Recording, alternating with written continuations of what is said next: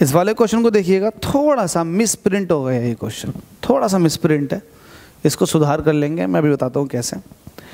आपसे पूछा गया a wheel starting from rest, एक रेस्ट से स्टार्ट हुआ एक पहिया घूमना और उसने रोटेट करना शुरू कर दिया with a constant angular acceleration, और उसके पास कांस्टेंट एंगुलर एक्सीलरेशन है जिसकी वैल्यू है 3 रेडियन पर सेकंड स्क्वायर। और आगे क्वेश्चन में कह रहा what is it angular acceleration, और उसका एंगुलर एक्सीलरेशन बताओ आफ्टर 4 सेकंड, 4 सेकंड के बाद। तो भाई जब एंगुलर एक्सीलरेशन कांस्टेंट है तो टाइम के साथ तो नहीं बढ़ना चाहिए, तो ये एंगुलर एक्सीलरेशन नहीं पूछ रहा आपसे, ये एक्सीलरेशन नहीं है, इसको मिटा दो, ये एक्सीलरेशन नहीं पूछा गया, आपसे पूछा गया एंगुलर डिस्प्लेसमेंट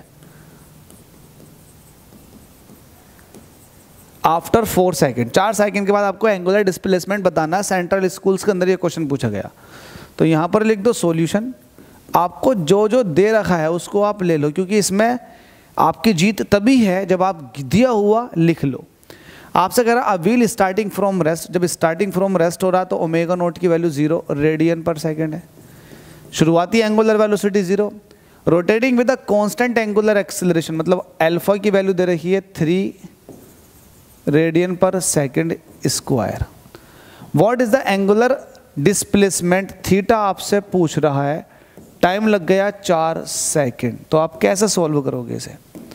आप कहेंगे सिंस वी नो दैट, हम एक चीज़ जानते हैं, इन सब में कोई इक्वेशन देख लो, आप देख लो ओमेगा, आप ये देख लो थीटा इज इक्वल टू होता है ओमेगा नॉट टी प्लस के half alpha T square. Omega naught कितना आपके पास 0, टी आपके पास कितना है 4 प्लस के हाफ ऐसे रहेगा, अल्फा की वैल्यू है 3 और टी की वैल्यू है 4, 4 का स्क्वायर, तो ये हो जाएगा हाफ 3 और 4 का स्क्वायर होता है 16, 16 का आधा करोगे ये 2 से काट दो 8वां चला जाएगा और 8 टी होते हैं 24, तो वैल्यू आ जाएगी 24 रेडियन की।